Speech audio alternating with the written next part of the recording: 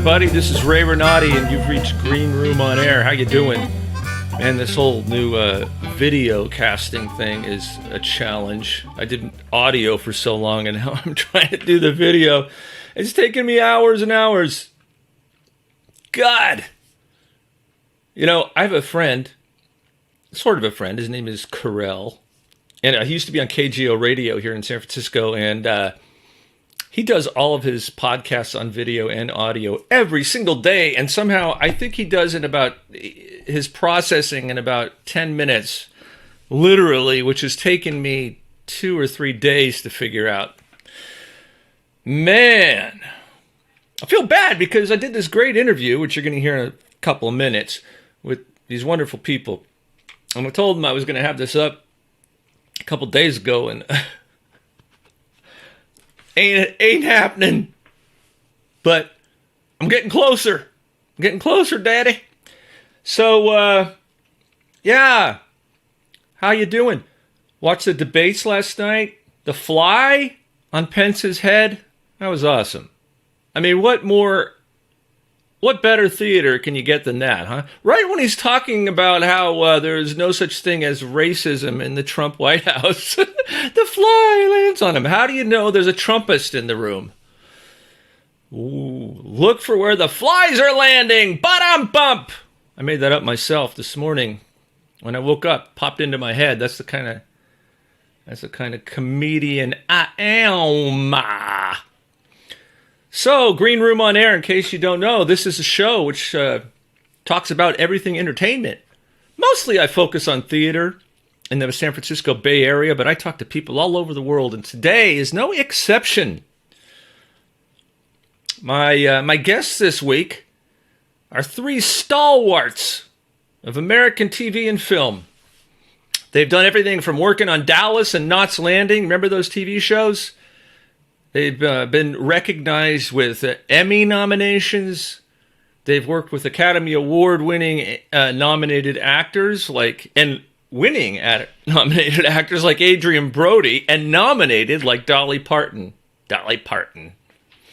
Love both those people.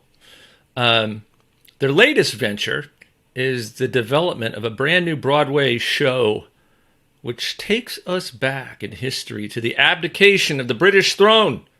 Set in pre-World War II, 1930s London, the musical brings us into the lives of 2 royal brothers. And it's a true story. One who gives up the throne for the woman he loves, the other who must take his brother's place in history by embracing the throne with the support of his majestic wife. And he becomes one of Britain's most beloved kings. Or beloved kings, whatever you prefer. And the musical is called Wallis and Windsor. Now, without any further ado, ladies and gentlemen, let me introduce you to Christopher Caliendo, Jonnie Bross, and Eric Bross. Yeah, I've been listening to the music. Fun. Thank you. Yeah, it's really fun. It's a fun project. I'd love to hear more about you, world's finest, world's best. What was that? What does your coffee cup say? My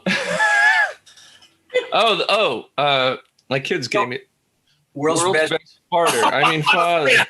my 5-year-old's right below me down here. He knows all about it. Yeah. Today's National Coffee Day. Is it? It is? Yeah. So I'm having 2 cups instead of 1. I'm having Zevia. I'm having this mushroom coffee. It's pretty good. Is there any coffee in it? It's mushrooms and coffee. It's mushrooms and coffee. Okay. It's not shrooms. I remember those days. I've never partaken. I've often thought of it, though. This is being recorded. You are not allowed to use that, by the way. I don't know. Hold on. I'm just wondering if I need a headset, but I guess I don't. You sound great. So thank you. How about I'm actually on my computer? The last couple of things that we did, for some reason, I was having issues getting my internet, and I had to borrow somebody's. Yeah. Somebody else's name under my face. Tell me about what you have behind you, Jenny. Is that a poster that I don't know about? No, this is actually a painting that I did when I got the original idea for the poster. This is just the prototype, which we know how it ended up, but we sent this, I gave this to Eric, to the artist to look at, but we ended up not doing this exact thing. What we ended up with, we like better, because this was just, it didn't have the clarity that the other one does for me. Like when I glance at the imagery, I want to get it right away. And even though this is fun, this is more of the it's just a prototype. Yeah, imagine what that's going to be worth if we get this to Broadway.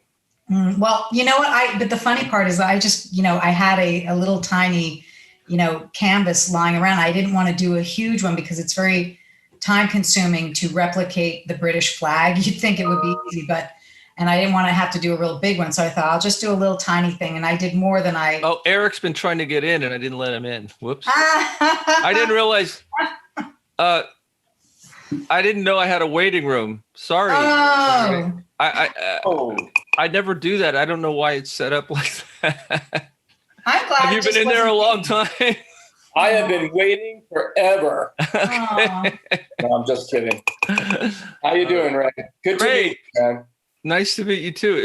Are we all met, as Shakespeare would say? I know him. We are all well met. I have got the worst screen. I'm just going to try to clean it off here. Hang on. Okay. Eric and I are like Irish twins. We're literally a year apart almost to the day. Like my parents were probably, getting it on their anniversary in April because their first three children, you understand, I'm January the 15th, my older brother's January the 17th, and he's January 21st. I'm just saying. Wow. A pattern develops. Yes. You betcha. We're all Januaries. That's incredible. Wait, you're January too, Ray? No. Oh. No, I'm November 8th. Get out of here. November what? 8th. You're okay. 8th. Then you are a Libra. No, I am a Scorpio. You're a Scorpio. You're right after. Okay. Yeah. Yeah. So January, what is that? What? Capricorn. Capricorn. And then Aquarius. That's right. Yeah.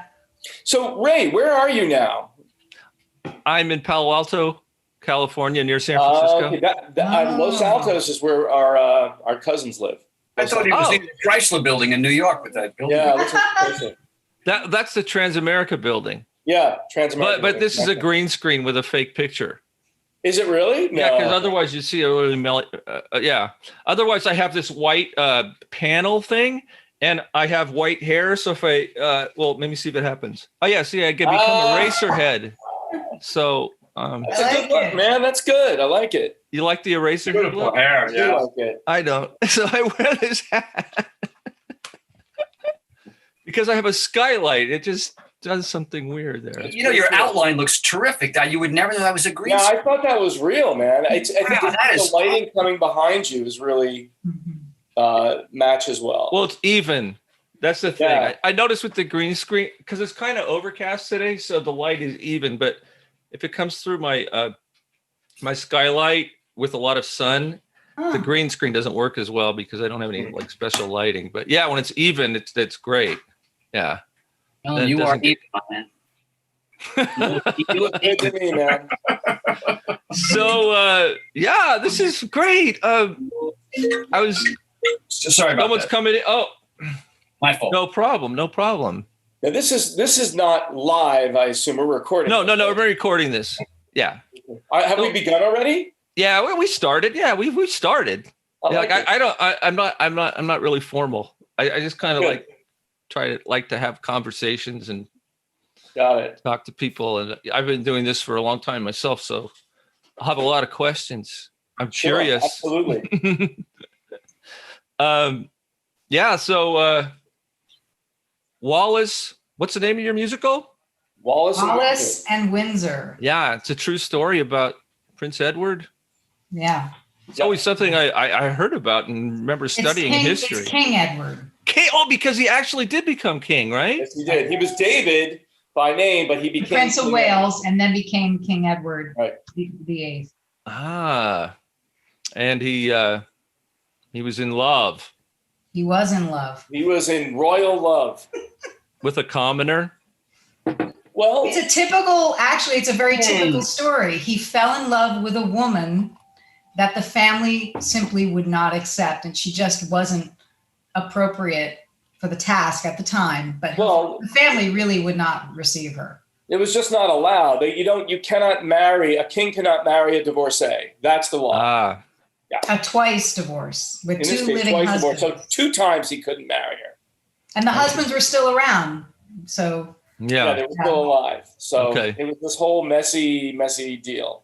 Yeah. But just as an overview, just so you know, this story, the true story, it's full of Americans and British. So we are Americans telling this story, but it's a beautiful marriage, actually, of Britain and America, of the sort of British, regal, royal, energetic, and music coupled with the jazz of the 30s at the time, and just kind of put it all together in this, fun, wonderful, entertaining story that happens to be history. Were Americans involved in a lot in the actual story, or was that part of your... Wallis Simpson is from Baltimore. She's right. American. Okay, right, yeah.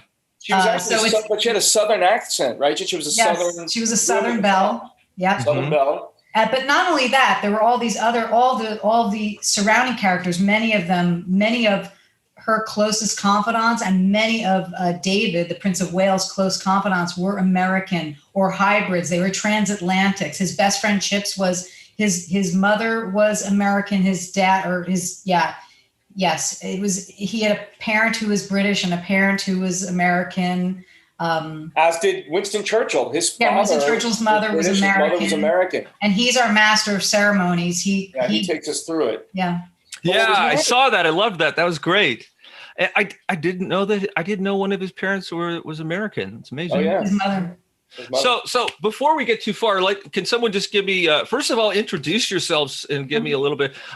I read your bios. I mean, unbelievable. You are also accomplished. I bow to you. Thank you. Why don't you tell me, Christopher? So we have Christopher Caliendo, Paisano. Yeah. And Jonnie Bross, right? Tutte le persone sono italiane. All of these are Italian. We're all Italian. Oh, you are. We're all Italian. Me too. Italiano adesso.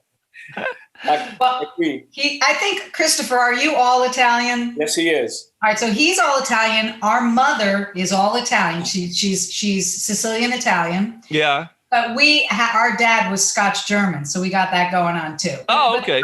But guess what? The British royals were German, so Yeah, right. We're German Scottish, so we really got it all covered here, pretty nicely. Pretty much. But I want to say that in terms of the background here, I would begin perhaps with Jennifer, and then we'll go to Christopher, and you can finish up with me if you like. Okay, sounds great. Jen, you want to give him your background? I will. Is that before or after I took the mushrooms? No, just kidding. That was your joke before about the. We were discussing mushrooms. I have mushroom coffee here. Mushroom coffee. You missed it, Eric. It was another life. So I am Jonnie Bross. I've been a writer since forever. I started out as an actress when I was younger, and writing I thought was just a way to give myself some more acting. But it turned out eventually I realized that, I just want to be a writer. I'm really enjoying this. So my mother is a Jonnie Bross. Actually, our mother is the librettist. She wrote all the lyrics for Wallis and Windsor, and wrote the book with me as well. We worked together, and this is a great story. But essentially, myself, after many years of writing for television, films, independent films, that kind of thing, I guess it was about 9 years ago, and I came to my mom and I said, Mom, I just had this concept, but I was giving it to her. I wanted her to do it. I said, Mom, you're going to write a musical based on the 1936 abdication of the British throne, and it's going to be called Wallace and Windsor.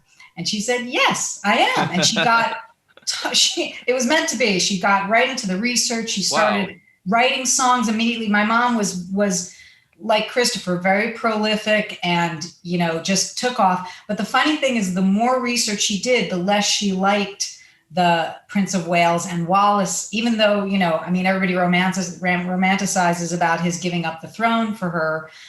They just weren't the hero and heroine. Or as noble as she would like them to have been. Yeah. And then, so she kind of put it down, got busy with other stuff. And then she saw the King's Speech.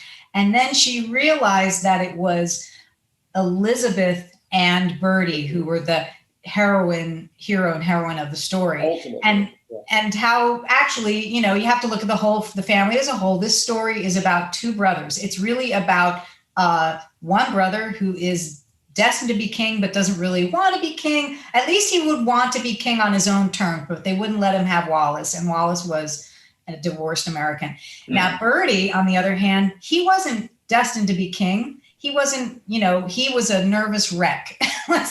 And thank God he had his wonderful wife, Elizabeth, who ended up the queen mother, the mother of our current queen. Yeah.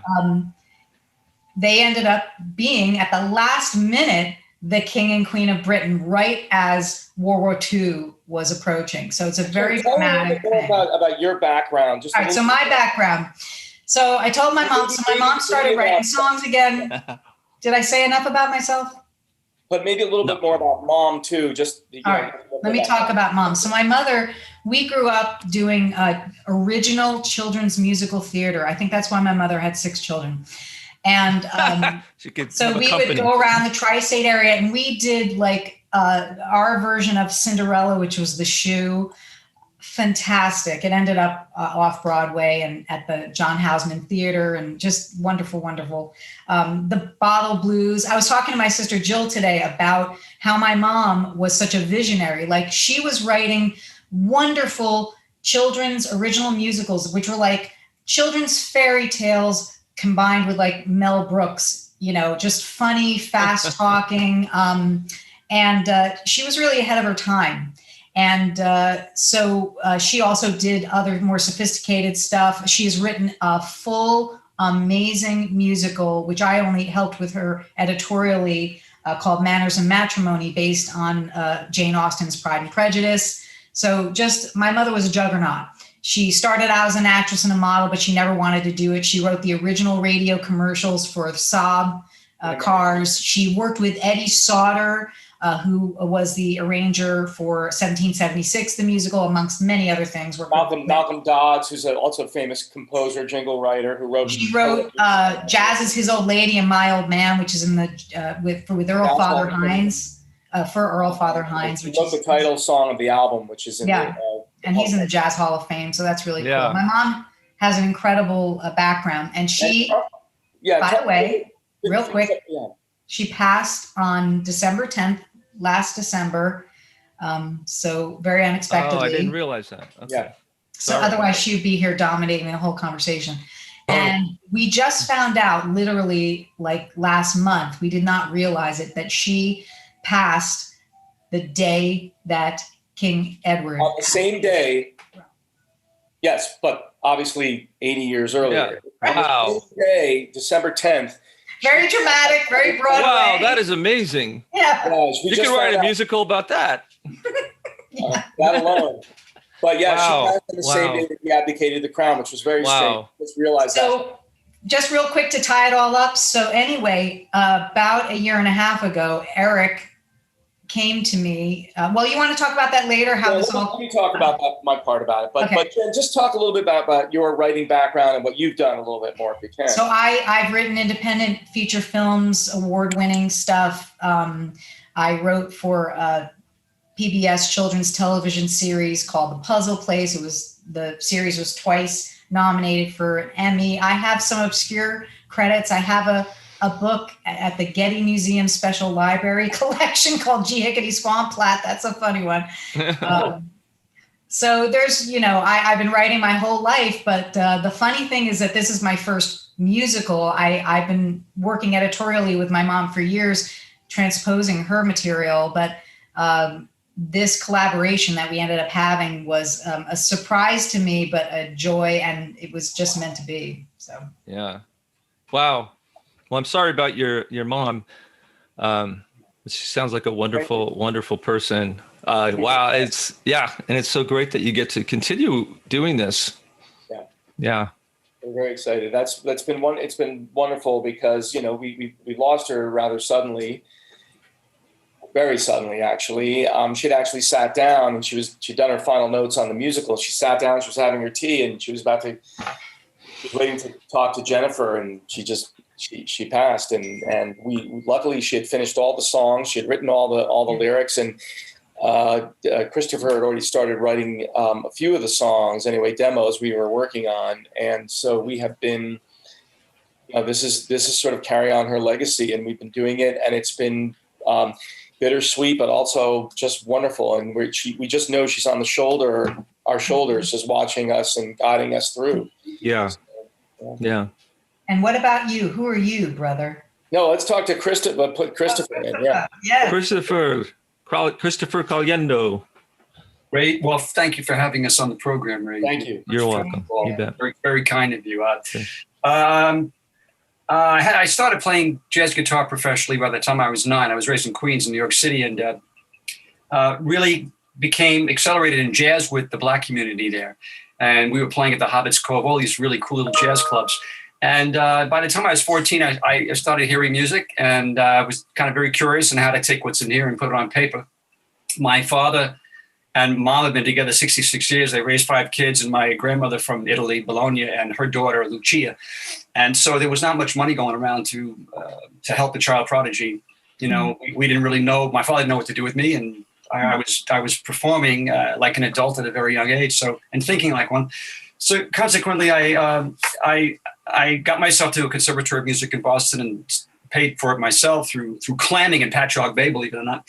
But I got my classical training in the New England Conservatory of Music, and then the dean of the college knew Hank Mancini out in Hollywood, and said this guy belongs in Hollywood. And I was very fortunate to win Mr. Mancini's scholarship, which he gives to one single composer out of all the UC colleges in the state of California. Wow. And he was my first teacher in California. Mm-hmm. And I learned arranging from him. My first job was Victor Victoria, Julie Andrews. And then I went on to work with Barbra Streisand before he took me to CBS. And I met John Wilder, the creator of Streets of San Francisco, and Spencer for Hire. And John's main composer was Gerald Immel, who wrote the theme to Dallas, Knots Landing. And Jerry just picked up his 3rd CBS show, and his incumbent orchestrator, Ira Hershig, was leaving, and he needed someone to replace them. So I'll never forget going with Mr. Mancini to Gerald's home in Sherman Oaks, and I had a cassette in those days of my music. I hadn't scored anything really big commercially on my own yet. That was recorded very well. And so Gerald Immel, a wonderful man, my second mentor in arranging, his wife came down the stairs and heard the music and knew it wasn't her husband's, and said, "Gee, that's wonderful music." I'll never forget her saying that, because I felt like I had a chance to actually get my first orchestration job as a Master of Fine Arts student at UCLA, and sure enough, I was hired. So, and I was capitulated into this, being engulfed into this world where my teachers at UCLA were the same guys in the recording studios recording with these 24, 28 pickup orchestras that my contractor, Joe Soldi, who went on to be my contractor, organized, at Lorimar Studios, MGM. So I got my training there. And I did it for 5 years. I got an Emmy nomination for my score, The Ghost Dance, which was part of Paradise, another Lorimar production. And then in 91, I was sort of capitulated into freelancing. And all 3 shows left the air. And I went to Italy I was infatuated with a gorgeous woman. And that didn't go too well. But I ended up in Rome, and I ended up through my manager, who became my manager at the time, Giorgio Gallo, to be commissioned by John Paul II as the first American composer commissioned under John Paul. And I went back twice to Italy in 92 and 95, and came back asking Hank Mancini, what do I do now? I've got this film career, TV career, not a film career. But I really would love to get my music played at La Scala, which was my dream as a boy, to be the next Verdi. And so he said, cultivate the Rome thing till its fullest extent. So my career kept diversifying, and Henry always taught me to diversify yourself as much as possible, because if you can conduct and do what he did, he was my role model. He had the Mancini Orchestra, and from the stage, he would promote recordings, he would promote soundtracks, he would promote his arranging, his records, his flute playing, his piano playing, because he was a graduate of Juilliard, Henry Mancini. So I took on that role, and I became a publisher, a conductor, and I've had a very colorful life. My music's been played all over the world, Hollywood Bowl. I'll never forget the LA Philharmonic playing my music, which is probably the height of my commercial career, when 20th Century Fox celebrated its 75th anniversary at the Bowl. And my music was played right after John Williams' Star Trek medley. Oh. And right after that was Laura, David Raxon, Planet of the Apes, Mr. Jerry Goldsmith's phenomenal score, Avatar, Horner. So I was surrounded in good company then. It was a really highlight for my life. But so I think when I met Eric, it was quite a few years we had this kind of on and off relationship cultivated by a commonality, which was our friend Stephen Paris, whose script, The Cat's Meow, is probably his most seminal vitae, directed by Peter Bogdanovich. And one of my movies by Sony was being screened at the Beverly New Art Theater, I think. Mm-hmm. No, the New Beverly Cinema, the Quentin Tarantino's theater here in Los Angeles, which has been around for ages until he purchased it to stage it, and now it flourishes under him. Yeah, it's only 30 millimeter prints. They were playing the predecessor to The Wild Bunch by Sam Peckinpah, the director, was a picture called Major Dundee, and like Cleopatra in that same year was just a phenomenal dump. It just didn't do well. It was a very poor score, incogent script, and a typical Sam Peckinpah story. Sodi actually had to send a bunch of black suits to Durango, Mexico, to tell him to stop while he was shooting his film. And he turned around in typical Sam Peckinpah style and said, "Get off my set, or else I would finish the darn film." And it didn't go well. He was ostracized from the film. But the point is, Eric was in the audience and came, and we rescored it with 40 of Hollywood's best recording musicians at Capitol. And it went on to become a very successful score, and it's being taught at NYU, because what we did was we produced both versions of the film, and you can toggle between either one to hear the difference a composer makes. So for study purposes, it's really very cool. So the point is, Eric met me after the theater, and he kept me there for like 40 minutes, I think, in front of the movie theater, but he wouldn't let me go, insisting that we get together and talk about Mom, Jonnie Bross. And that's really how this came to be. That was April last year, Eric. Yeah, April last year. So it's really hard to imagine. But so, I really sort of succumbed to it, because after speaking to Jonnie and talking with Eric and then Jennifer about the vocabularies for this musical, it makes sense to incorporate Wallis Simpson's American music of her period, the nascent really beginnings of Benny Goodman in that swing era, and the refined nature of the royalists, who are anti-progressive, anti-liberal, and they look at Wallis Simpson as this not only icon of American aristocracy, but also a socialite that adhered to the progressive nature of the nascent jazz movement going on. So you have this counterpoint that works very successfully in Jenny's story, and certainly in Jonnie's lyrics. So Eric and I kind of immediately agreed to that approach. So in the songs that have been written that are available at WALLISandWINDSOR.com, you can hear these vocabularies that I've nurtured to represent this iconic period, not just in English American history, but in American musical history. Yeah. The music's. I love the music. I listened to the four songs that I could, and it's really, really good. Excellent. Thank you. And these are demos, by the way. So I can't wait to see where it ends up with Chris. Oh, I know. And for demos, I mean, you guys are amazing. I listen to a lot of them. Well, that's the work of Christopher, who really did a great job producing the demos that we have so far. Yeah. And my engineer, Les Brockman, who is a Grammy Award-winning engineer, Eric said it best. I laugh. To this day, I still quote you. I don't know if you know this, Eric, but Eric said, Caliendo, your mixes are one-dimensional, but Les's are fourth-dimensional. And it's so true. It's so true. When you hear Les's mix, it's just, I'm not a mixer. I think I said two-dimensional for you, and his are four-dimensional. Me too. Oh, thank you. I am by one dimension. You're demoting yourself by one dimension here. 4-dimensional, huh? I need Eric in my life. He keeps me up. So. So what about you, Eric? I saw that you met Dolly Parton. Oh yeah, I worked with Dolly actually. I did a movie a few years ago. That's Stephen Perros, who's also producing the musical with us. Whose movie, The Cat's Meow, directed by Peter Bogdanovich, he wrote. He also wrote this musical. This screenplay called A Country Christmas Story, originally called A Year of Grace, but then we kind of sold it over to Lifetime, and they made it as a movie. I directed it, and in the story, Dolly Parton plays herself. It's about a young African American biracial girl who wants to sing country. She's 14 years old, and she's battling with her mom about doing this because her mom wants her to focus on school, and she ends up getting in this contest that held down in Dollywood. And anyway, that's the story. It's a Lifetime movie, and I worked a full day with Dolly, and she couldn't have been more professional and wonderful person to work with. So. Yeah, I just saw the picture. I love Dolly Parton, so I was envious. Yeah. Anyway, so that's my experience working with. Great. So what's your background, Eric? Well, my background is this. I as you know, I grew up in a family of 6 in New Jersey with our amazing mom, who started out as a model, and she was writing since she was a child, like 3 years old, and when she became a model in her teens, she was going in and out of New York, out of New Jersey, which is where we're from, and she was modeling and then acting, and she was managed by a woman named Claudia Frank, who was also the manager of Tuesday Weld, and she had been in Restoration Theater, like 'Tis Pity She's a Whore on Broadway, and another thing.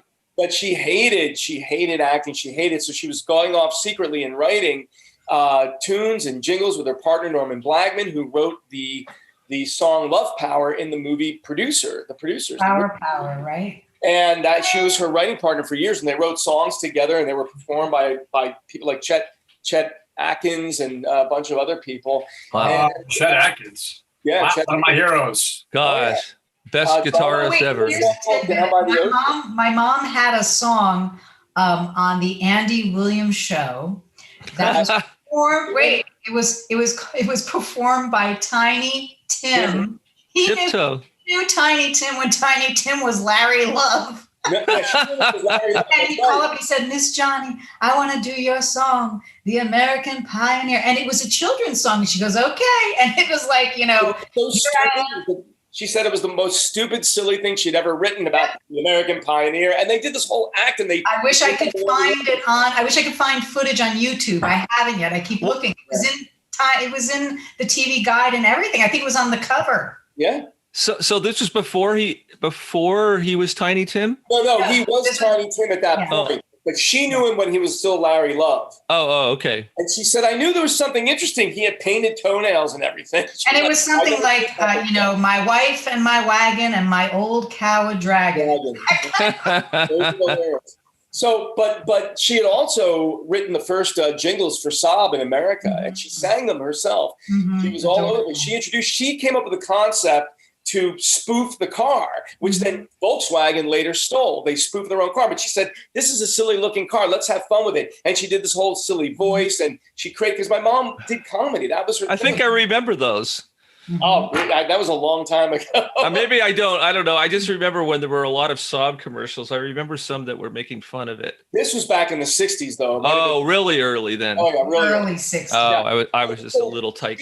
She had worked with all these people and Norm, and then she also was friends with like Johnny Mathis, and like she used to hang out with all these sort of people in that world. And then, but she hated acting, and she finally just left it all. Got married to our dad, had 6 kids, started raising us in the suburbs. But she was always writing musicals. We had people like Eddie Sauter walking in and out of our house. She was composing a musical called Sutsen, about the last Empress of China. And then she was always writing music and songs. She was doing a psychic album with some of the top psychics in the world in the late 70s with Norman Blagman still. And then in the 80s, when we got into high school, she said, I'm going to write these musicals, these children's musicals. So I sat down with her and started writing the music because I'm also a musician. So I wrote half the music and my brother wrote a few of the songs to The Shoe, which is based on Cinderella. We also did The Bottle Blues based on Aladdin. And these are very sophisticated shows. The Shoe is brilliant, not just because I co-wrote it. There were a couple other writers involved, but like it's played in Europe. It's been produced all over the place. It's an amazing family show. Yeah. But my mother also wrote Puckamuck over the years, developed a whole show called Puckamuck with Malcolm Dodds and Eddie Haddad, which is about, a comic retelling of Midsummer Night's Dream, a musical. She then started working on a couple other things, and then she did Wallace. Bill Clinton's inauguration, second inauguration. Oh yeah, sorry. She wrote something for Bill Clinton's inauguration, a music that was performed by the choir there. So she's really had her.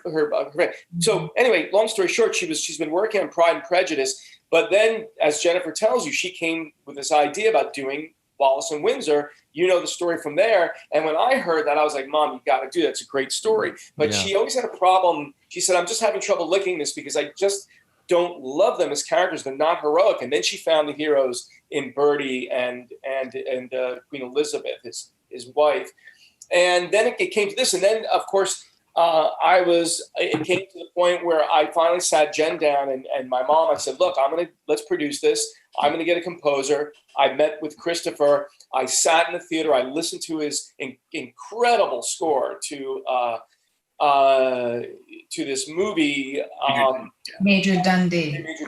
And the thing is, back then, a score like that had to be incredibly dexterous. You had to be incredibly dexterous to score that kind of film because themes were coming in and out. It was expected. It was part of the matrix of the movie and the soul of composing back then, that you would keep up this kind of pace, which you don't hear anymore. It doesn't. I mean, maybe John Williams does it. You hear it maybe in John Williams' music and maybe some of the other scores to like Star Wars because it's more traditional. But this is a kind of scoring that can't be done unless you have a real level of skill. And when I heard that, I heard Christopher moving in and out of different themes and these beautiful themes that he had developed. And I thought, my God, this guy should do the musical. And I knew my mom wanted to work with someone who had that level of experience and was a little closer to her in age. And I thought this was a perfect match. And so I introduced them.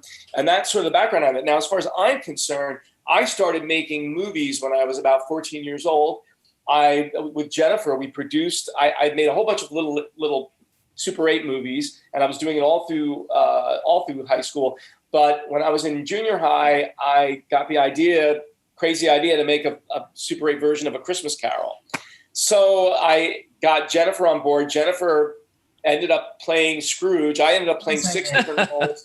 And she's great in it. She won, and she was all an acting competition where she played Scrooge. I did all her makeup. I did everyone's makeup basically.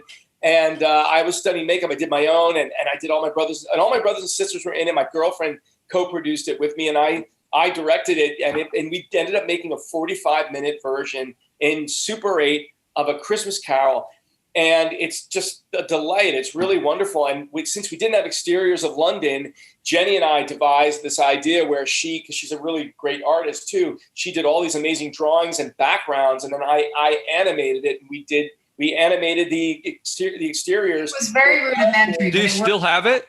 Oh yeah. You should put it on digital and put it up somewhere. Yeah, I know. Share it with the world.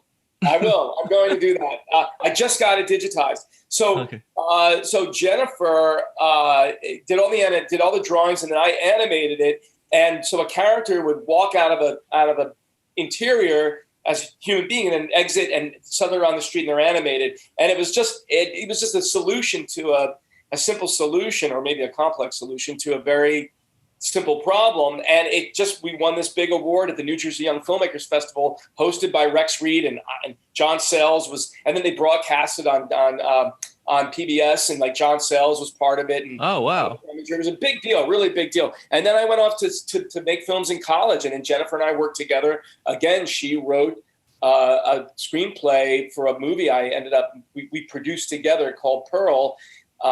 which explores the Shot it in New York homeless woman. City. Yeah. It goes into her past and present day, and Jennifer played the lead in it again. And not only that, but did all the production design. Really, we're dealing with very multi-talented people here. Yeah, yeah. So you gave up the acting though, huh, Jennifer? Oh, yes. Yeah. I didn't realize it. Well, and really not until after I got married. And I just asked myself one day, do I really want to be an actress? And I heard a voice say no. And I was like, oh, and I never did again. I mean, I just never had any interest. The writing is more than enough. Yeah.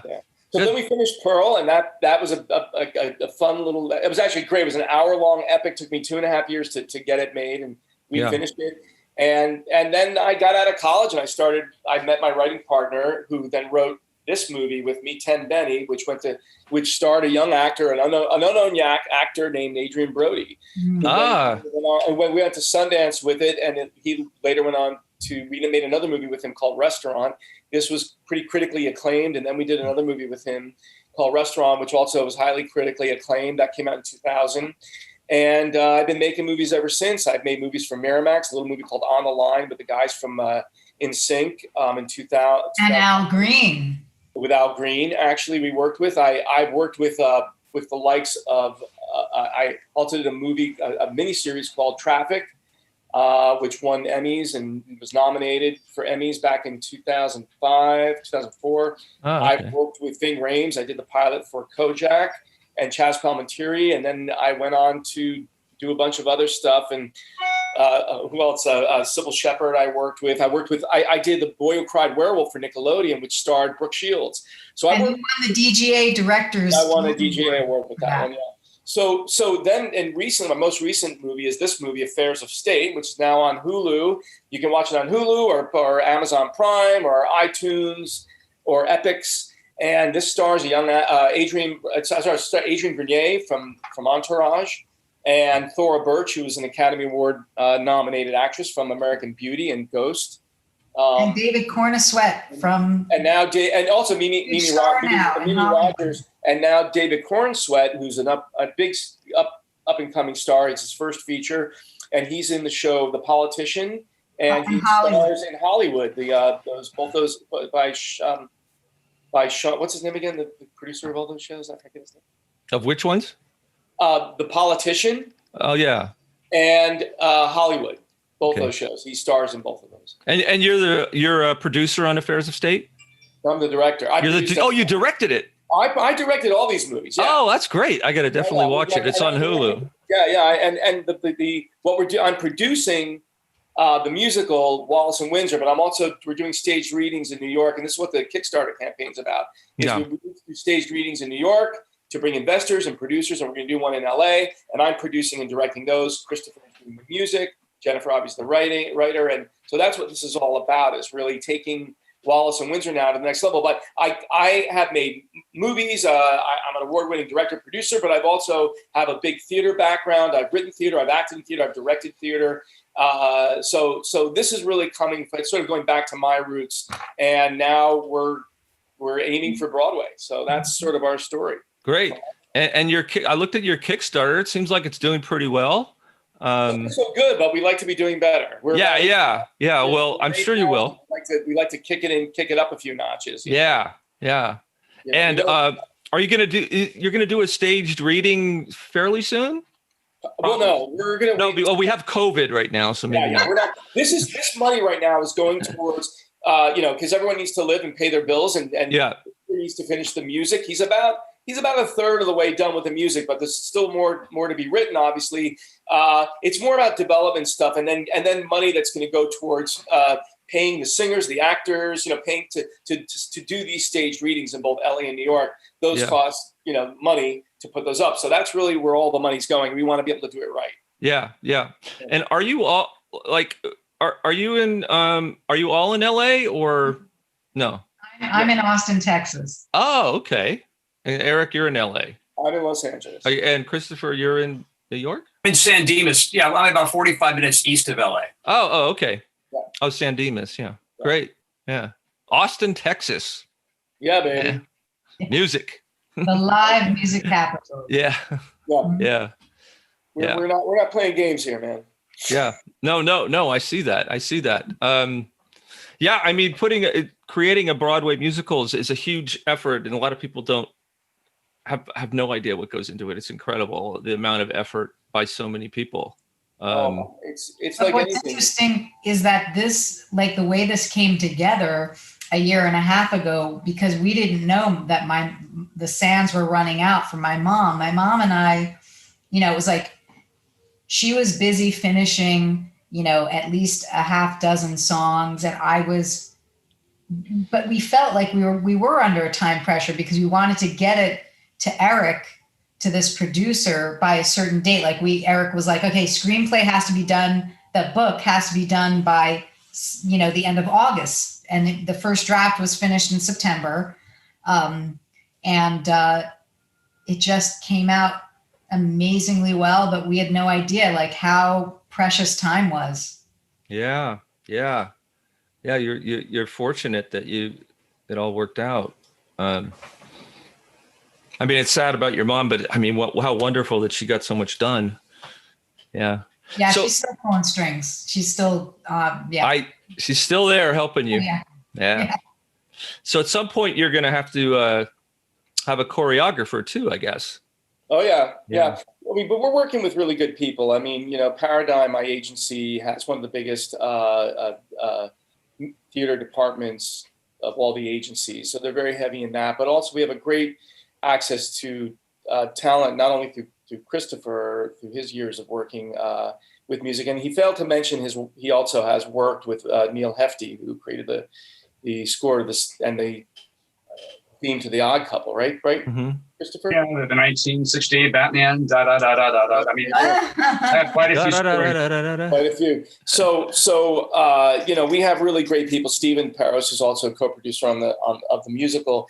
Not only worked for the Nederlanders for many years, so his background, but he's also written theater and like you said, The Cat's Meow was a wonderful. It was a play originally, and he's got several plays. I mean, that you can walk in any Samuel French store and find his stuff. So there's a lot of experience here and theater background, and we're going to be in good shape when time comes. You just have to get this Kickstarter kicked off to get those stage readings and the music finished and all that. Yeah. And we understand it's a tough time for people because the pandemic right now, but there's we're looking to the future here. We're looking to keep theater alive and keep musical theater alive, because there's going to come a time when all this is over and we're going to all be back and looking for shows. Gosh. To attend and new shows on Broadway. Yeah, I can't wait. I mean, this has just been so difficult. Not being able to go to live theater, which I did, a couple times a week. My God, movies too. And movies. Oh my God! I mean, I go new movie twice a week to movies. Yeah, it's very, very strange. Yeah. There's no book, Ray, that tells you how to get to Broadway, but just like there's no book that says here's how you score a movie in Hollywood, right? But I'll never forget Joseph Straczynski, who's a friend of mine. He actually lived right down the street from me in Toluca Lake, and I always go hear him speak at comic book conventions. And so here I am in San Diego, and sure enough, there's always somebody in the queue who asks Joe the following question: how do you break into the business? So Joe had the best answer that defines wisdom to it actually puts wisdom at the status of a faith. And that is, it's funny about this business. I wrote and I wrote and I wrote, and one day I woke up and I got paid for it. Yeah. And I said, there's a concept behind this that's called the concept of free. That all of us, if you're a performer, I've been paid nothing. I've been paid $5,000 to play, right? If as a composer, I've been paid over $100,000, I've been paid nothing. But you have to choose those projects that not only are strategic alliances for your career, but excite you, right? And could possibly lead to a higher level of network and reach, right? Yeah. So, the question I think you were trying to ask or necessitate is, how are we going to do this? And Eric went through a couple of permutations, but maybe, Eric, you can tell the story of how you have a friend who worked in London theater and gave us a prescription that we are abiding by, if you want to tell that story. Yeah, I mean, really, the idea is that if you look at, the history, really how musicals get made today anyway, and maybe this is even going back, into the dark ages of the beginnings of the American musical. But what I know is the current approach is that you do a staged reading. A friend of mine was involved in the ground floor of In the Heights, which is the guy, what's his name, Lin-Manuel Miranda, who wrote Hamilton.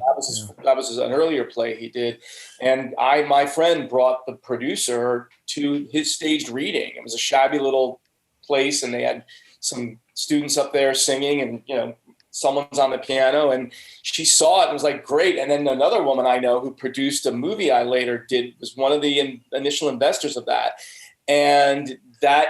They went and took that and developed it. You from the stage reading, they got the right people to attend. Someone said, "Oh, this is something very special." It ended up going to Broadway, winning Tony Awards, and then he went on to do Hamilton. So, and how that happens is once you get, you do these initial staged readings where you bring in producers from the theater world who know how to connect these things and raise the financing. And you also bring probably some financing people in too, as she did on In the Heights. And then the idea is then you bring it into an out-of-town theater for further development. And you put it up in the out-of-town theater. Jersey Boys, a perfect example, started down in the La Jolla Theater. I think that's down in San Diego. San Diego. Right. And then there's theaters, I know, and there's theaters on the East Coast, and these theaters are all kind of incubators for Broadway. So that's what we're aiming for. And it could be we may end up in London for all we know. As many shows have started, we know that. And we're just very open to anything right now we're going to put up. But it is essential that you do these staged readings. You do them right. They're very specific constructs. You get the right people there. You promote it properly. You get the right people there. And then we take it to the next level. But there are many ways to skin the cat, obviously. But we are towards the correct way to do it, the right way to do it, that gets us the best results and gets us to Broadway. Yeah, that's great. I mean, doing the tryouts out of town, I think, can help a lot. Like theater works here in Palo Alto, and the Loyola, the theater in Loyola. They've done a lot of shows there. Have done the tryouts that have ended up on Broadway. Yeah, and won Tony Awards. What's the one? We'll go there too. We don't. Yeah. We'll come up to Palo Alto. Yeah. TheaterWorks has had tryouts for many shows, great ones. I think to that we just want to find the theater that is going to say yes to us, and then there we are. We're going to do it there, and we think that the thing that's great about Wallace and Windsor is that it's so original. There's as Christopher was telling you about his score, which is so dynamic in the sense that he is sort of doing this mashup of sort of this 30s jazz into this sort of classical world, and then going head to head, and it's just creating this wonderful brackish water of interesting musical delight. And and it's funny, it's exciting, it's romantic. And Christopher is like a gift because the concept for the show that I had was to make it like a time capsule. And here I have this wonderful composer who happens to be like, understand and know all about early jazz. And he's written tangos but it's like a very good fit. Right. And to that as well, there's we've got this incredible book, and listen, I'm the most critical guy in the world. And, when I read Jennifer's book to the play, I was blown away. I said, this is brilliant. This is not only is it interesting, but it's also fun and entertaining. And that coupled with this amazing music and my mom's incredible lyrics, it's just a winner. It's just, I agree. This can't lose. We're knock wood, obviously, but I mean, we really truly believe that this is something that is destined for Broadway. And not to mention the fact that we're not coming off of a book or a Disney preset bit of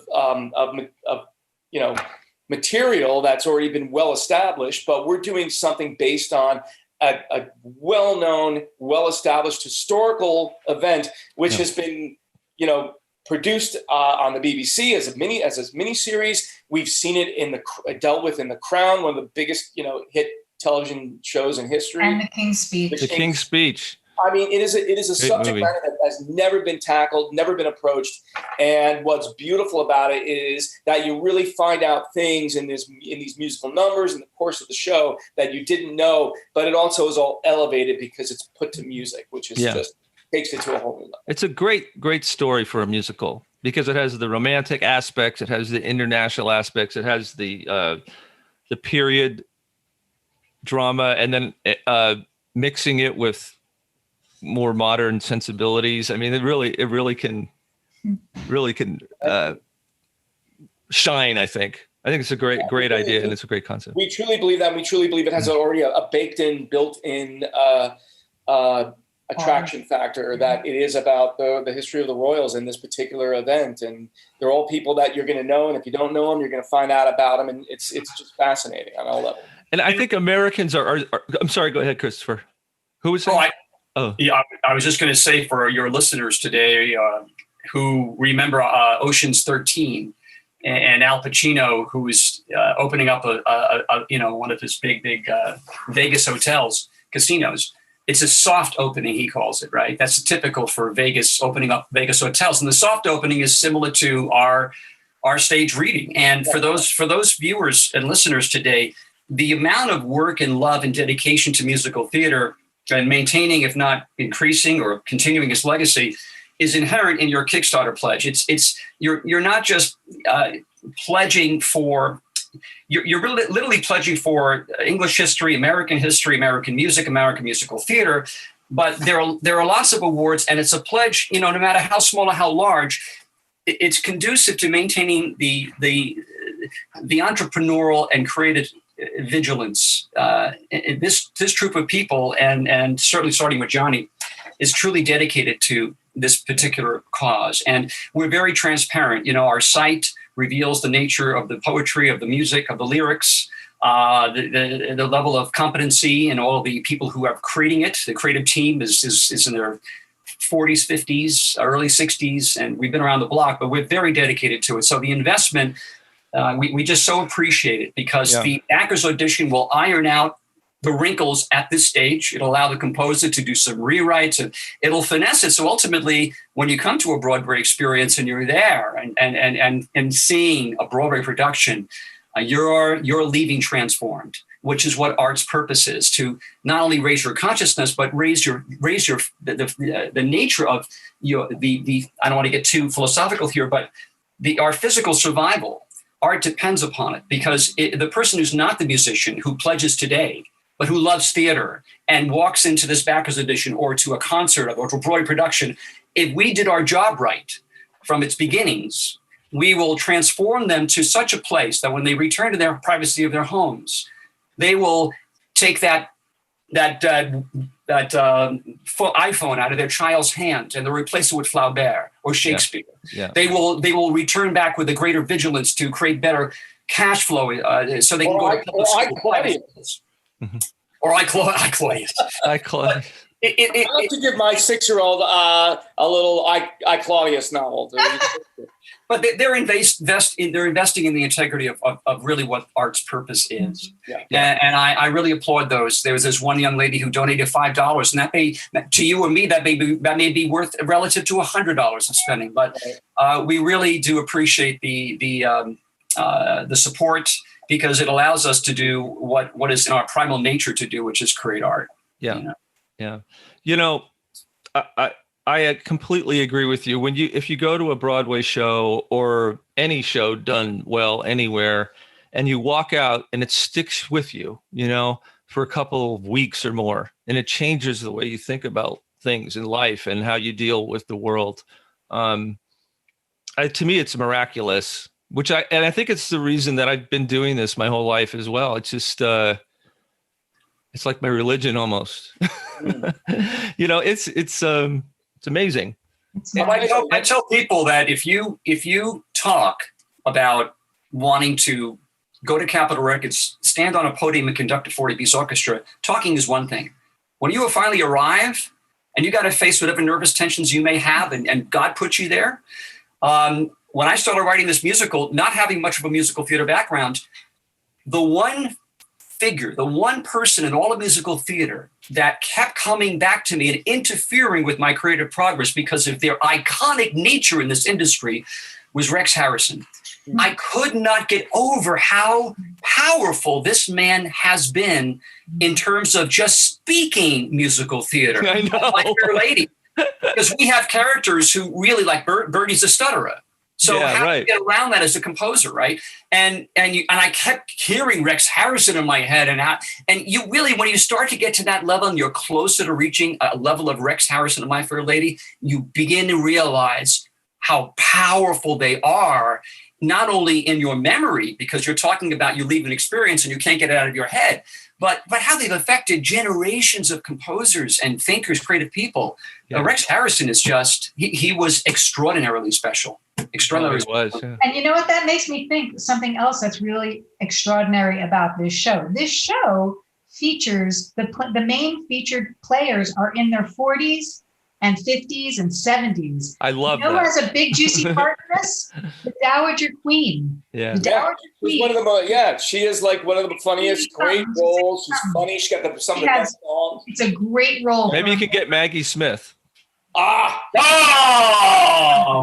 Wouldn't that be fun? But another thing I just want to say to what Christopher's saying is that with the pledges to Wallace and Windsor's Kickstarter campaign, there's all levels you can go in on. But more importantly, we have really wonderful awards that you will receive depending on your level. And it goes up to certain levels where people who actually, if they put in a certain amount, and that's all can be found on the Kickstarter page, we're inviting people to these actual staged readings, either on the West Coast or New York, depending on when they happen. That's part of the package. And there's like I think one of the top ones is we're offering up, an invitation to wherever the show first comes up publicly, whatever the first, the premiere of the actual show itself, whether it be wonderful, wherever, and we're putting that doesn't diminish the Imperial mug. And somebody let's not forget about the Imperial Wallace and Windsor mug. Oh, look at that. Do you have one there? Okay. You too might get one. It's not this one. It's going to replace this one. That would be good for King George, that mug. Oh, yeah, right. We do have an Imperial mug, I swear. But and wonderful awards. So it's not just for naught.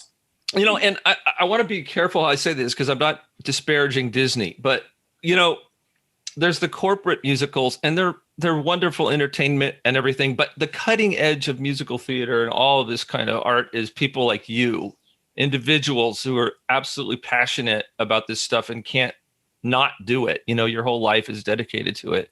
You're driven to do it. There's nothing else you can do. And you create these new forms. I mean, Hamilton is probably the last example of something that, blew everyone away. And that's how these new works come about, And so, but it takes money and so anybody who's thinking about the Kickstarter, just remember that maybe you've seen Lion King and all these other musicals and they're great, but it's not this. This is the cutting edge. This is the stuff that's going to bring theater into new horizons that, will carry on for as long as we do this on Earth, That's our job. That's not only our job, it's our passion. It's our lives. It's what we do. We don't do it. And ultimately, I always look at it like, I would do this regardless, but for the love of it, we truly would. I think all three of us would. I think even you, I think you too, Ray. Mm-hmm. But we can't live on love alone. We have to. Well, you have to be able to produce it to the level that it deserves. So because you want to see it, I want to see it. This is what I want. Yeah. Exactly. Yeah. You want to take it to the level it deserves, and that's the way you do it. Yeah. I think the last great cutting edge musical for me was West Side Story. You're going back. What a great, maybe the best ever. I don't know. I think that the score of that musical is just amazing. Yeah. And I played French horn in that score, guitar in that score, and the guitar part was ludicrous. It was almost impossible to play. Bernstein didn't do very good guitar writing, but But I loved it on my 1969 jazz Viking guitar, going da dee da da da. It was like so juicy. It was absolutely delicious. Also, you get to play on that if you're playing the electric guitar. I think they have an electric guitar on Boy, Crazy Boy. Stay Cool. What is it? Oh, sure. I mean, Cool. That's a big guitar number, right? Yeah. There's so many great guitar parts in that thing, but it was very complex to play. But you talk about, it's a really good point, because I guarantee you, if we go around the room today and talk about our 3 favorite pop songs of all time, I guarantee you they broke the mold. A do, a da, that's all I have to say to you. I mean, give me a break. Does that fit any mold But Sting and the Police was so cutting edge. Rush, Kansas, the bands that I think of, Jethro Tull, so innovative. By the way, can I just say I also worked with Stuart Copeland. He did the score to the drummer for the Police. He scored my movie On the Line for Miramax. Yeah. Val Green. And Al Green. I think West Side Story is the most recorded musical score ever, in terms of so many people have redone West Side Story in so many different ways. Oh yeah, right. I don't, and that's really the sign of a classic when you get that. So, I think that's a great sign. I think that's the test. The proof is in the pudding, and that's the test of time. How long does that endure for? Yeah. Reproductions of any work of art show its contemporary significance. That's why Shakespeare will always be, in the theaters.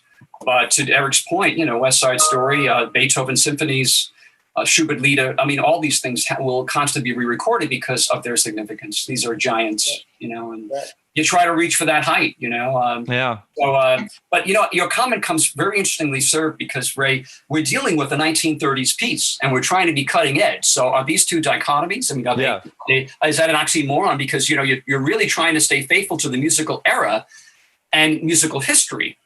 And I remember being very challenged by Leonard Maltin, who was when Major Dundee was shown exclusively for the critics. And Leonard sat next to me and he's watching it. And then he gets in front of the dais and invites me down and says, so, Mr. Caliendo, he goes, what was it like trying to write music that sounded like 1965? And I was so thrown by that, because the film is in 1865. But he said, you sound like a young Jerry Goldsmith scoring a 1965. I said, for Leonard, I was trying to actually write a score that served this purpose in 1865. But then I had all these Sam Peckinpah authorities telling me, this is how you should write a Sam Peckinpah movie. He doesn't have battle scene music. You never write music in a battle scene. Of course I did, because I felt it necessitated it. But it was a very interesting question. So where can you get cutting edge in a period piece? And I'm going to throw that to my dear friend Eric, who's got a musical ability to speak and a wonderful language to talk with. We've had many conversations. This is a very sophisticated conversation, Eric. But where do you think this musical could be cutting edge, and yet it's a period piece? I think in what I said earlier is that you're taking two very disparate musical styles and smashing them together. We're not doing hip hop or rap here. Yeah. Which I suppose would be, at the time of the time of West Side Story, what was innovative about that is they were, Bernstein was incorporating jazz and bebop, and that was a whole new thing that was introduced into musical theater. It had never been done before, and I kind of see Hamilton as also the first musical that kind of introduces that style. I'm trying to think of some other examples of that. Maybe Jesus Christ Superstar had a kind of a rock and roll vibe to it. I think that was novel too. Yeah, I think that was. Yeah, rock opera. Right, rock opera. So I think now we're doing something that the thing about Wallace and Windsor is that the show opens and you're in front of a 30-foot old Marconi radio. Scrim. So we and it opens up with the King Edward's abdication speech. So we take you right into we're really going through the dial of the radio Yeah. Sucking you into the world, and then out comes Winston Churchill with a cigar. I want it to be an authentic ride. That's what I loved about the script. It was like right there, you're in it. I was so happy that you put that right at the beginning. I went and listened to it, and it really puts you in the world, just the sound of his voice and the recording with people knocking stuff over, and it's wonderful. It was a great idea. The idea, really to pull you in and immerse you in that era. And then I think the trick here, and which Christopher is doing so well, is really pulling the audience in on levels that have familiarity, but then of course we're doing something completely different, symbiotic in a way, because it's the symbiotic mashing together of two different musical styles, which then elevate it to a whole new level and create something completely new and different. Yeah, because so I think that's where the innovation is. Yeah, that's Wallace where and David are the king and queen of cafe society, and Christopher got this, immediately that they're living in the world of the 30s jazz, and it's fantastic, And there's certainly parallels we can see between Prince Harry and Meghan Markle. Am I wrong about that? Yeah, that's what I was going to ask you, is parallels about what's going on right now. So that's very interesting. Jen, do you want to speak to that a little bit? Well, all I can say is that I think there was a millennial person who read the script and literally thought it was about them. Oh, wow. Yeah, how wonderful. Someone in the theater department at my agency read the script, and they said, well, it's really great. I mean, you're really capturing the spirit, but like, is this really the right time to be doing a story about Meghan Markle? I'm like, did you not know that this was a period piece about? And she was like, oh, I don't know how she missed it.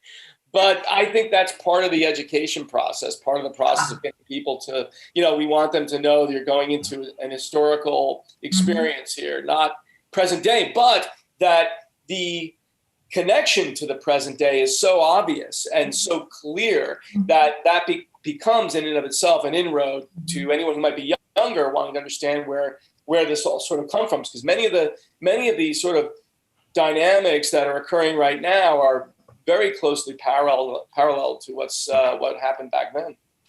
Yeah, it's uncanny in a way. Yeah, very much so. Yeah. One of the ways to add to Eric's idea on this whole idea of putting two vocabularies together is such that when I was at the conservatory, we had to write 18th century fugues. We had to write in the style of the neoclassicists, Stravinsky, for example. And it was a great style study, of course, because that enlarges your technique and your capability of writing. But I could try to write like Bach. It's not going to sound like Bach because this is a 21st century brain.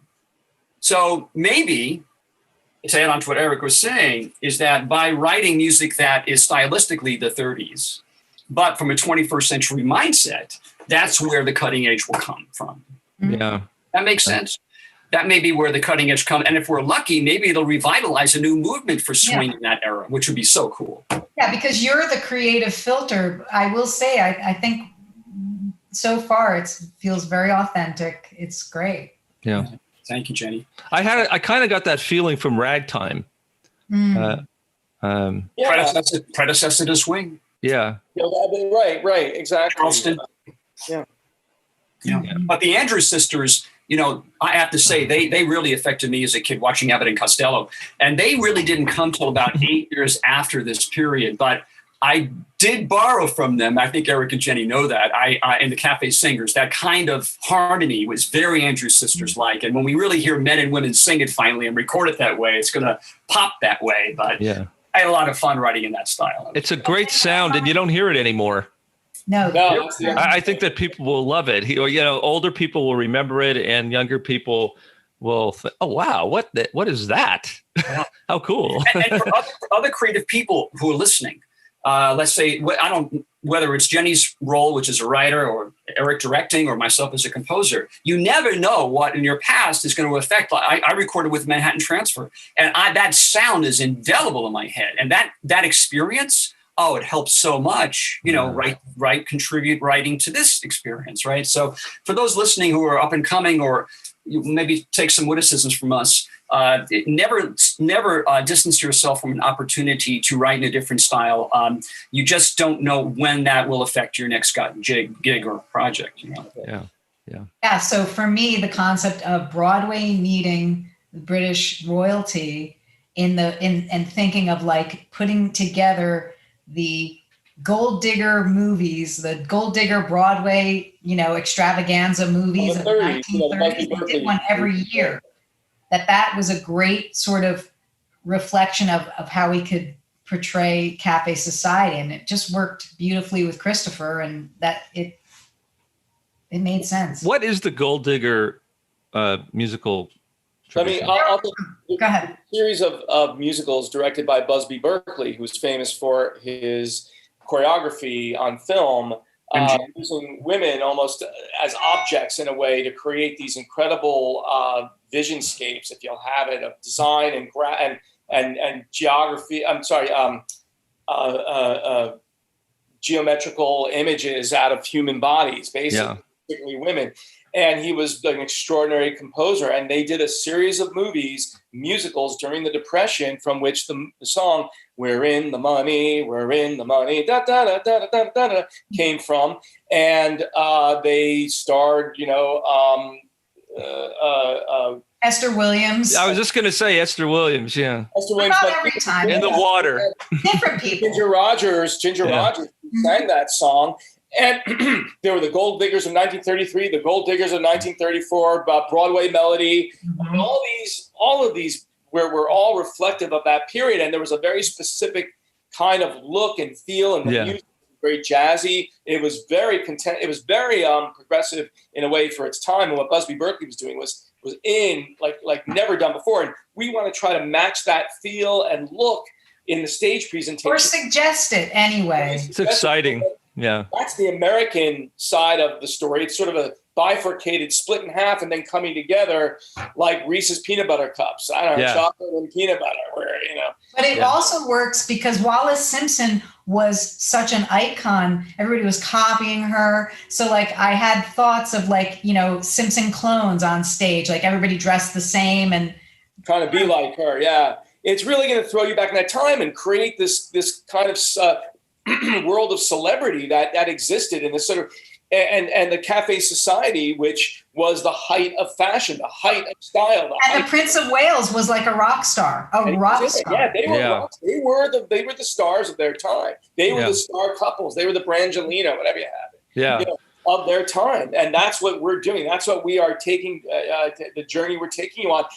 But in this case, it goes from a fun, playful romance into very serious territory where the world, the stake, the freedom of the world is at stake.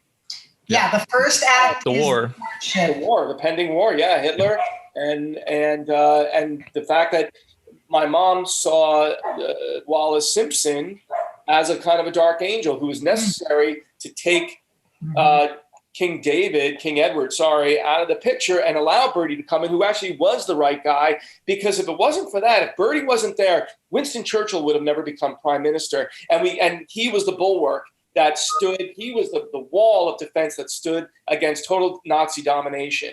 And in fact, and not just that, but they were afraid. They were afraid because of David's huge popularity that even if they put in the proper King Bertie, that it could have split the country at the time. And David was a Nazi sympathizer. We found out after his abdication, he and Wallis went and hung out with Hitler and visited them. There's pictures of them together. They did. They were people who were hanging out with fascists and stuff. And look, I mean, how political were they? Well, they never parlayed it into anything, but we don't know. The FBI was following them. There's a lot of information out there now that I don't think they really understood the implications of what it meant. I think they were kind of in their own little bubble, and they didn't look at it. In fact, the style of the way the Nazis dressed, he thought was kind of, that's kind of nice, isn't it? There's that superficial level going on there in the way he thinks. Now, we don't delve in that necessarily that deep. but it's there. It's ever present. We understand the implications, and it comes to a head in the final song, which Christopher has done, that particular song called "You Do Not Get to Do That," where Bertie, now having become king, his brother says, "I want to come back into the country," and he says, "No, you don't get to do wife. That." Yeah. It's like you gave up the throne. That was your choice. You did not want to give her up. You don't get to come back in with your charm. And really, he felt it was a national security risk to have him come back. So he stayed in the Bahamas the whole time during the whole war. Yeah, they put him there. Yeah. Well, also at the time, I don't think it was completely clear to everybody the menace that was not entirely, but Winston Churchill knew, and Bertie knew. Bertie and Winston knew. They knew. Yeah, it was just a time where there was a ton of uncertainty. They desperately didn't want to have war, even though another war. They had gone through World War I. They were like, "We're not doing that." Yeah. Chamberlain, everyone, all of the guys in the parliament were like, "No way, we don't want a war. We're not going to fight. We'd rather give in to Hitler. He won't do it again." And of course, we know the famous story, "Peace in Our Time," was the sign that, or what Chamberlain said. And of course, he invaded Poland after that, or whatever happened. And then, of course, we know the rest. Well, they made it through by the skin of their teeth. So imagine things were that precarious had we not had Bertie and Elizabeth on the throne, and they were really much more correct for that time period. I don't know what would have happened. Maybe who knows? Yeah, who knows? That's the sequel to this musical. Is the What If musical. Still surprised that Wallace and David, that they didn't get bombed, that they survived. Like they actually ended up with a pretty happy life for the most part. Yeah, there were issues with the fact that he couldn't come back to Britain, but they survived. That's fine. He had a good, cushy, comfortable life, but he didn't get to be king. But he wasn't fit to be king. But he was almost, kidnapped. Like there were things that could have gone wrong, and they didn't. And they were lucky, actually. What do you think? How do you think that theater is going to come back in light of COVID, and how are we going to do this? Personally, I just think it's going to take time. It's just about getting people back into the movie theaters, getting them back into theaters on Broadway, and theater in general. I think is just going to come with time. Once we get a vaccine in place, and then everybody starts building the immunity to it, and we start seeing the cases drop, and slowly but surely, I think by the end of I believe the end of the fall season of 2021, that Broadway will be back up and running. That would be great. It's going to end. No, it will have to end. Yeah. And we'll be there in 2022. That's my guess. Wonderful. Yeah. God, I can't wait. I'm really excited. This is great. We are too. I have another friend who's in the middle of producing a musical for Broadway too. So he's my wife's dance partner. So it's a tango music. It's based on tango, and he has some really great people on board too. And so this is so exciting. Great. Well, we're big believers, obviously, in bringing Broadway back and keeping Broadway alive. Yeah. I just so great, so wonderful that you're doing that. I'm so glad that you just decided to continue with this and everything. I mean, it could have been a different. You could have decided something else. Although I don't think you ever would have. Not us. No, that's not. And that's not our mother. Our mother taught us better than that. And I can tell. We're carrying on this. I mean, if anything, we're even more driven now. Yeah. Absolutely. Thank you for driving your audience for us, Ray. Yes, thank you, Ray. We really appreciate it. It's really fun, and it's really great to get the message out there and to be able to spread the word and to talk just in general, to talk about theater and let people know that, there's still people like us out there who believe in the dream and believe in Broadway still and believe in living theater and continuing that great tradition and also at the same time pushing the envelope. I know. I mean, this has been so uplifting for me just listening to you because you're still so on fire about it, and you haven't let this current situation, political or the pandemic or anything, affect you. And you're just pushing on, and I love it. And you're so hopeful. But this and is what optimistic. life is about. Yeah. That's what Winston Churchill said. Never give up. Never give up. Never. We'll fight him on the land. We'll fight him on the sea. And Teddy Roosevelt. Yeah. Yes. I love Teddy Roosevelt. Love Teddy. I love the Bear guys. hunting. I love the guys who rose to the occasion under adversity and came out on top. And that's who we are. That's what we're doing here. Right on. So We'll beat great. them. We'll get them in the end. We'll beat them. We'll beat the Blue Meanies. Yeah. Wow, this has made I my got day. at 3:00 with a hopeful affiliate partner and a sponsor of the head of the Steve Covey School, which is a huge school in the corporate world. But I just want to let you know I'm 3. I've got to dip out, but you guys continue, of course. Oh, yeah. No, that's fine. I have to bring my son to go get a COVID test because he has some symptoms. Ooh, okay. What is his name? His name is William. How old is he? He's We'll keep it on 18. prayers. 18. Okay. Thank you. I'm sure he's okay. I believe he will be. Yeah. Anyway, but listen, thank you so much, Ray, for having us on and spreading the word. And we're happy to make sure you have the Kickstarter campaign links and the website. Yes. Links. I think you got all of them. And if you could, let people know we're here, and our campaign runs until October 17th, Christopher. Yes, and when it's over, and as always with Kickstarter, if we don't reach our goal, we're trying to raise $38,000, which is that was the finishing of the musical, the further development, and then to get us to the stage readings on the East Coast and the West Coast. That if we don't reach our goal, then we have to. If we don't reach that goal, then everyone's money gets sent back to them. So we need to reach it. We do need to get there, and so if you pledge.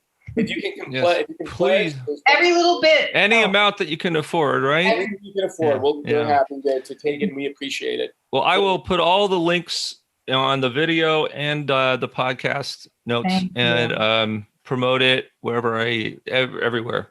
So thank you, Ryan. You bet. Thank you so much. We really appreciate that. And my pleasure. We'll promote your show and this show and your show on our Facebook pages as well. Actually, Ray, do you have a logo for the podcast? Send me whatever you have. We'll put it as an affiliate partner on our website for you. Okay, great. Thanks. Yeah. And if you belong to a culture of podcasters, I'm not sure how that works, but if you know another podcaster that would warrant our type of project on their site, please let us know. Thank you. I actually there's a Facebook group I'm a part of that does that, so I will put it up there. Oh, thank awesome! You. Oh yeah, that would be great. Mm-hmm. That would be so great. Absolutely. Eric has my email, but maybe Eric, you can send, and then Ray, send me your logo and whatever you want, your preferred contact information, and I'll put it up there for you. Absolutely. It would be great if you could get on like Mark Maron or something. One of you. Oh my God, that'd be awesome. Yeah. Boy, oh boy. Definitely could. Yeah. Okay. Well, your lips to we'll be happy to go. Yeah. What's that? I'm sorry? I said, if you can put a good word in for us, we'll do it. We're there. I'll send him an email. Thank you. Wow, yeah. Awesome. Okay. That'd be amazing. Thank you so much. You bet. Awesome. Okay. Well, thanks a lot. I'll talk to you soon, I hope. Thank you, Ray. All right. Take care. Ray. Thank you for this and keep Broadway alive. Wallace. Yeah. Kickstarter. Keep Broadway alive. All right. Kickstarter. Yeah. Okay. Wallace and Windsor. Wallace and Windsor. Victory. I have theater near you.